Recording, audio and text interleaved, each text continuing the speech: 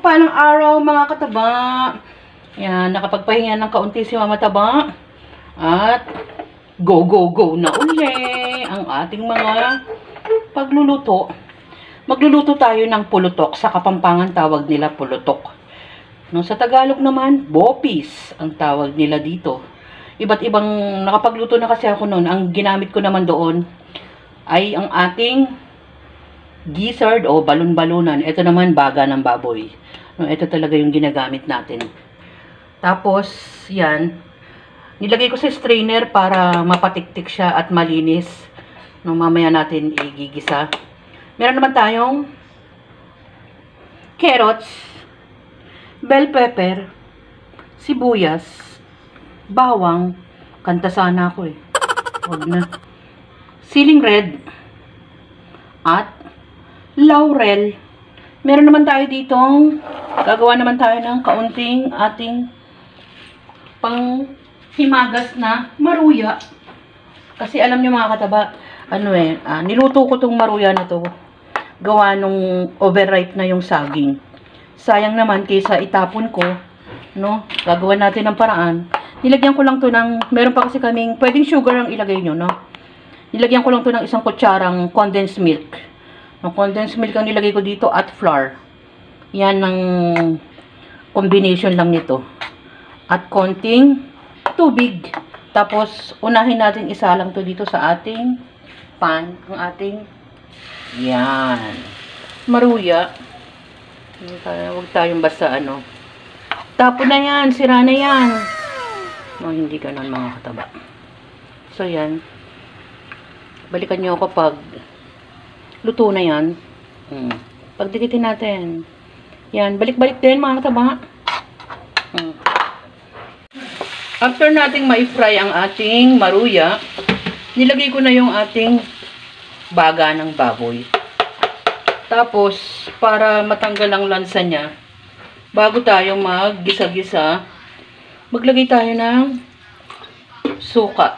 At isa rin yan sa magpapalambot. No? Tapos, takpan natin hanggang sa matuyo, doon natin igigisa. Okay? Yan. Natuyo na yung ating liquid na suka. Purong suka yun, mga kaba. Nilagay ko na yung ating bawang sibuyas. Tapos, mas maganda kasi medyo brown-brown pa yan. Maglagay tayo ng ating paminta. At pampalasa. Maglalagay din ako ng konting kalamansi dito mga kataba. Para mas mas malasa. At yung asim nalalasahan natin medyo maasim-asim ng kaunti. So, kasama ng asim niya ang ating oyster sauce.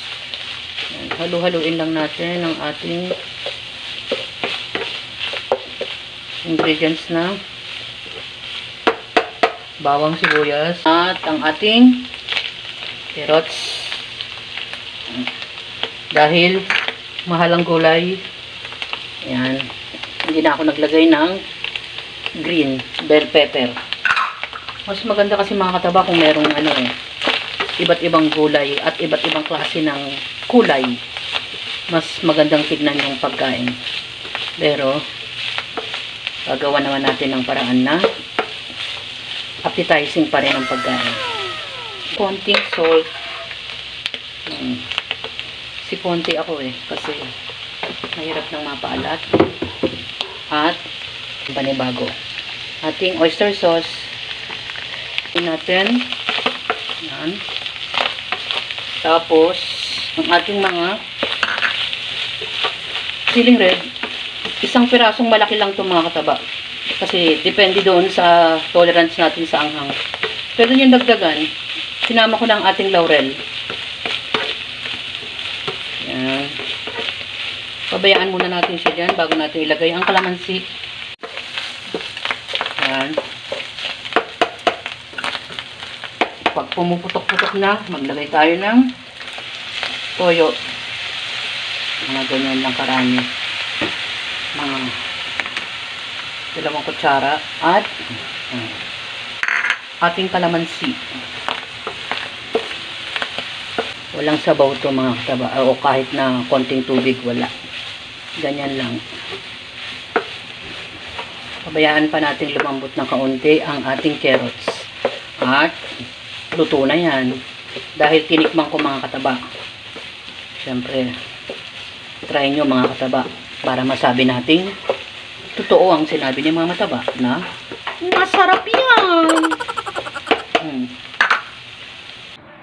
Nagluto naman tayo ngayon mga kataba. Sa Kapampangan, pulutok ang tawag nila mga kataba. Sa Tagalog naman ay ating bopis.